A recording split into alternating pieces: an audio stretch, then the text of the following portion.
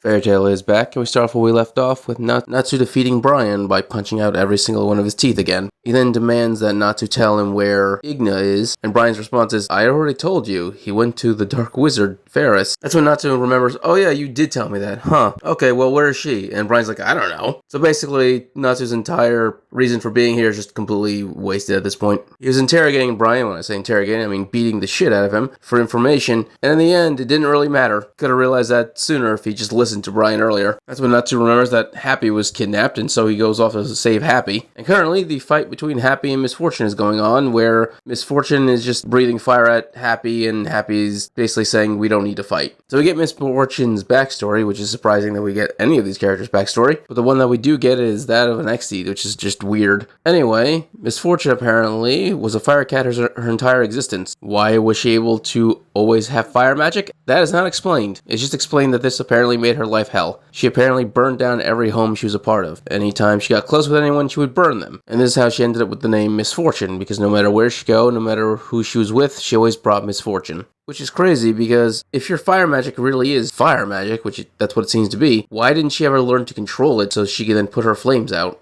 For some reason, that doesn't seem to ever occur to her that she can do that. But instead of trying to learn how to control her flames, she just continued her life lit on fire, burning everything out until eventually she met Igna, who was unaffected by her flames and was happy to have her around. And so this basically led her to be loyal to the Fire and Flame Guild, because they're the only people she didn't bring misfortune to. On the very rare occasion, Happy decides to be tactful. He decides to walk over to Misfortune, take her hands and place his head against hers, and says, you are not Misfortune, you are Misfortune, and that he can in fact touch her. And while she's freaking out that he's burning himself, his response is, don't worry, Natsu burns me all the time, I'm used to it. So basically Happy shows her that she doesn't need to be in a guild of fire wizards, including those that are psychotic enough to wipe out humanity, to be with people that will love and cherish her. So yeah, Happy actually did the right thing. Very rare for Happy, but still, when Happy puts his heart into it, he actually can be a good dude. He then convinces Misfortune to stop this and join them in helping to save all the humans on the continent from being turned into dragons.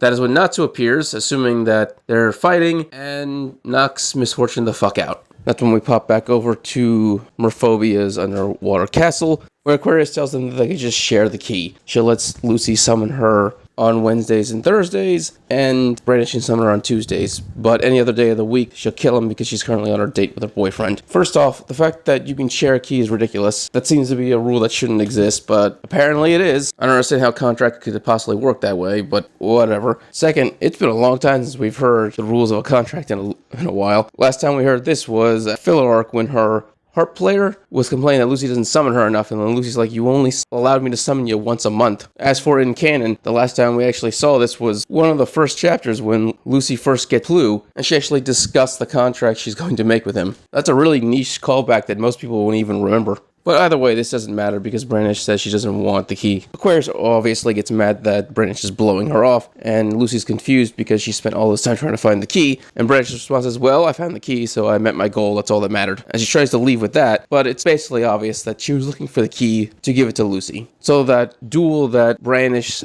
asked Lucy for was a complete bluff on Brandish's part because she couldn't admit her feelings, and if we actually did get to see the duel, Brandish would have probably lost on purpose, so, that's a shame. I really would have enjoyed a friendly duel between the two of them, but alright, moving on. So Aquarius and Lucy are now back together. Merphobia seems to be happy that his friend is happy. Caramel is jealous still. And that's when we get Lucy narrating again. And basically what she's saying is everything's happy and great now, but bad things are about to happen. Which means we're about to hit the crescendo of this arc where where all the shit hits the fan. It happens in literally every fairy tale arc, not just that, but it also happens in literally every story arc where the heroes have their great fall before they're able to climb back up. That's when we go over to the ruins of Dramel, which was the remnants of the town that was on the back of Alderaan, and Urza's there. Honestly, I expected Urza to be sent over to Diablos, but I suppose sending her to the Wood Dragon God also makes sense, because to defeat the Wood Dragon God, you would have to take on his 5 seeds. But Urza isn't there to do that. She's there to destroy the Lacrima. She has no interest in actually fighting the Wood Dragon God, which apparently he's probably already dead. Yeah, so from the fog appears all of Ferris's demons. At first, I was like, wait, so the Wood Dragon God is gone and the demons have appeared. Did they already kill one of the Dragon Gods? That's bullshit. But then I thought to myself, oh wait, that's right, to kill Alderaan, you just have to kill his 5 brains. Because he's so massive, he had to create 5 separate brains. And as soon as you kill one of them, the main brain gets weaker